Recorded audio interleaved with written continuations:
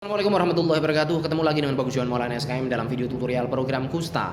Teman-teman, hari ini saya akan share materi yang cukup menarik dan sangat langka kalau Anda mencari video-video seperti ini, yaitu tentang pemendekan jari, pemutusan jari, dan yang ketiga adalah hidung pelana pada penderita kusta. Sebenarnya materi ini terpicu oleh salah satu pertanyaan di grup Facebook forum diskusi kusta yang menanyakan tentang, saya kok sering ya mengalami hidung tersumbat, apa yang sedang terjadi? Nah, ini saya jelaskan dalam video kali ini. 3 tema ini saya jadikan satu video karena karakteristiknya sama. Oke, simak baik-baik. Kita bahas satu persatu. Yang pertama, pemendekan jari. Nah, ini sebenarnya istilah medisnya adalah absorpsi atau penyerapan jaringan tulang, sehingga jarimu jadi pendek, tetapi ruasnya masih 3. Jadi kalau di ronsen masih ada 3 ruas, tetapi masing-masing ruasnya jadi pendek. Itu terjadi karena penyerapan jaringan tulang, tetapi tidak putus ya. Jadi jarinya memendek, tetapi ruasnya masih 3 seperti itu. Ini merupakan cacat tingkat 2. Anda bisa simak video saya tentang cacat kusta. Ketik di YouTube Bagus Johan Maulana cacat kusta, di situ banyak sekali. Nah, yang namanya cacat tingkat 2 adalah kecacatan yang sampai kelihatan kelainan bentuk. Nah, salah satunya adalah absorpsi ini. Nah, ini merupakan cacat tingkat 2. Kecacatan timbul paling banyak adalah karena reaksi yang tidak diobati sebagaimana mestinya, tidak ditangani dengan adekuat. Makanya saya berkali-kali wanti-wanti kepada penderita kusta untuk mengetahui, untuk belajar tentang reaksi itu apa, tanda gejalanya apa, harus bagaimana. Dan kalau misalkan dikasih obat anti peradangan, anti reaksi, itu harus dihabiskan sesuai dosis, aturan mainnya seperti apa. Wanti-wanti dengan sangat tegas, saya wanti-wanti berkali-kali. Tolong, ini permasalahan yang utama dari kusta adalah masalah reaksi, bukan masalah pengobatannya nanti bagaimana, MDT-nya dan sebagainya. Ada yang lebih penting dari itu, yaitu bagaimana mencegah kecacatannya. Kusta tidak mematikan, tetapi bisa membuat cacat, dan itulah yang menjadi prioritas utama perhatian kita. Jadi Anda harus perhatian benar-benar tentang reaksi. Nah, salah satu dampak dari reaksi yang tidak diobati dengan adekuat adalah timbulnya kecacatan. Ada cacat tingkat 1, cacat tingkat 2. Cacat tingkat 2 salah satunya adalah absorpsi. Jadi ini bisa dicegah, yaitu saat terjadi reaksi Anda tahu bagaimana ditindaklanjuti dengan segera sehingga tidak menimbulkan cacat tingkat 2. Salah satunya adalah absorpsi atau pemendekan jari.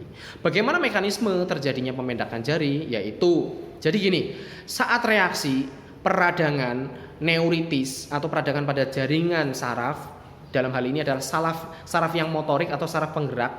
Saat Anda kena saraf penggeraknya dan rusak, maka yang terjadi adalah saraf ini tidak bisa menghantarkan perintah dari otakmu ke ototmu. Jadi kamu pengennya gerak, pengennya kontraksi dari sini, tapi perintah ini nggak nyampe ke ujung-ujung sini. Nah, karena perintahnya nggak sampai ke ujung sini, akhirnya ototnya, dagingnya nganggur. Kalau daging nganggur, mengalami atrofi atau pengecilan. Sel-selnya menghilang, ototnya tambah kecil, tambah kempes. Nah, saat mengecil ini, pembuluh darahnya juga terjadi angiopati atau kematian pembuluh darah. Karena ototnya mengecil, pembuluh darahnya juga jadi vasokonstriksi atau menyempit. Nah, macet deh. Nah, kalau sudah angiopati, kematian pembuluh darah, nutrisi yang kita makan nggak sampai ke ujung-ujung sini. Kalau nggak sampai ke ujung-ujung sini, berarti nutrisinya tidak terberikan kepada jaringan-jaringan di sini, termasuk jaringan tulangnya.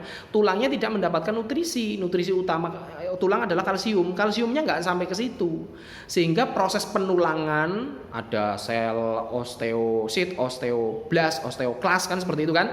Itu tidak sebagaimana mestinya dalam kondisi normal. Osteoblast tidak bisa membentuknya, osteosit juga tidak bisa metabolisme kalsium dengan baik, sehingga proses penulangan gagal, sehingga jaringan tulangnya mati. Kalau jaringan tulangan mati, otomatis tubuh kita memulai fagositosis, ya kan? Makrofag nih, sel-sel makrofag untuk memakan jaringan mati. Ya, itulah terjadi penyerapan atau absorpsi jaringan tulang yang telah mati. Diserap, dimakan, karena udah itu dianggapnya benda asing. Dimakan, akhirnya tambah pendek. Terjadilah absorpsi atau pemendekan jari. Itu yang terjadi pada penderita kusta yang kebanyakan adalah reaksinya tidak ditangani secara adekuat, jari-jarinya memendek. Nah, tentunya terjadi gangguan produktivitas, mau bekerja juga sulit, mau memenuhi kebutuhan sehari-hari juga sulit gara-gara kecacatan tingkat 2 ini. Solusinya gimana kalau sudah terjadi absorpsi? Yo angel, Mas. Sudah terjadi pemendekan mau disambung ya nggak bisa.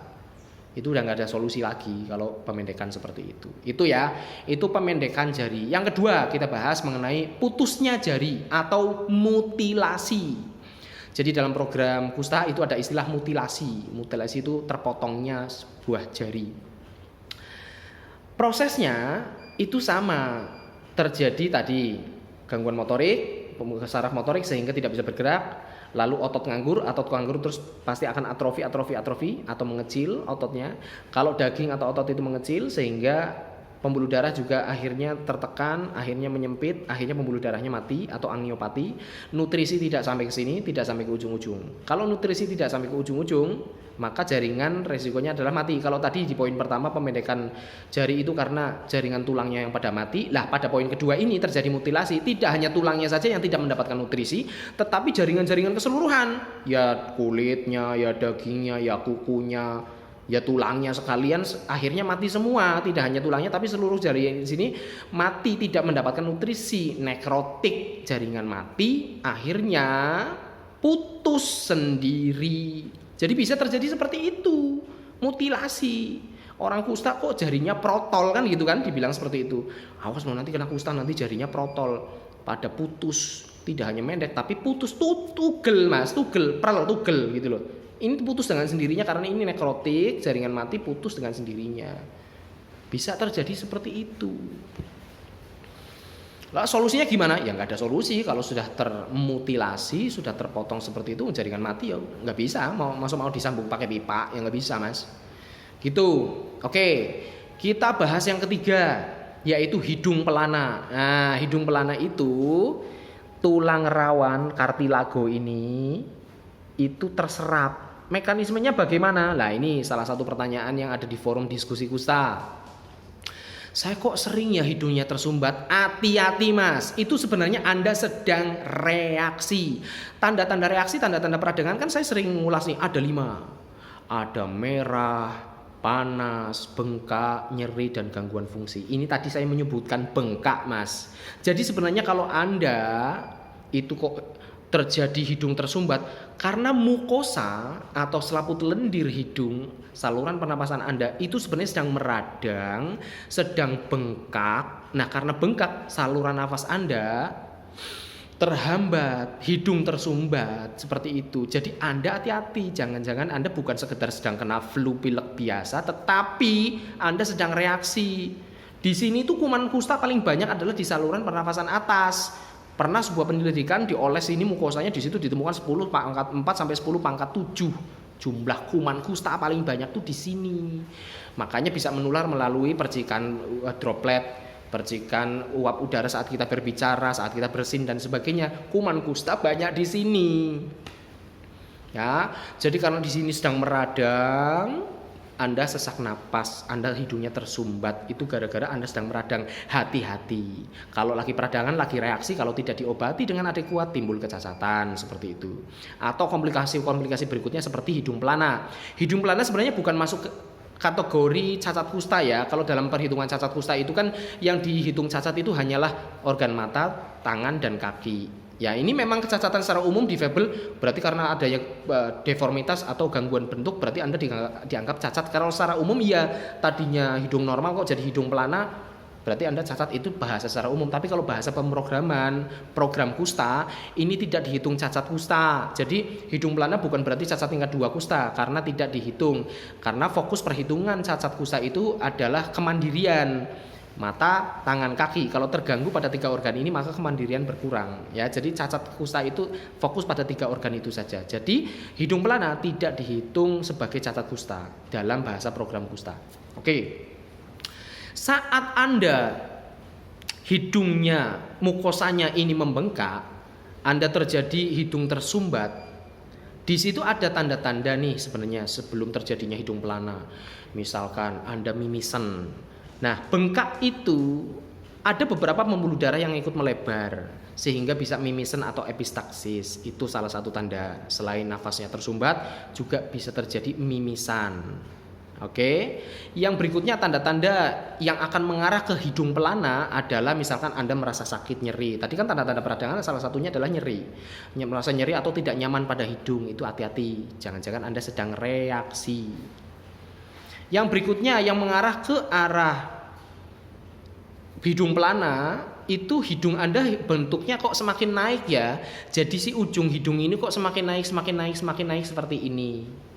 Ya, waspada kalau waktu kok berjalan kok tiba-tiba bukan tiba-tiba, secara pelan-pelan kok bertahap hidung-hidung Anda kok ujungnya semakin naik, semakin naik, semakin naik.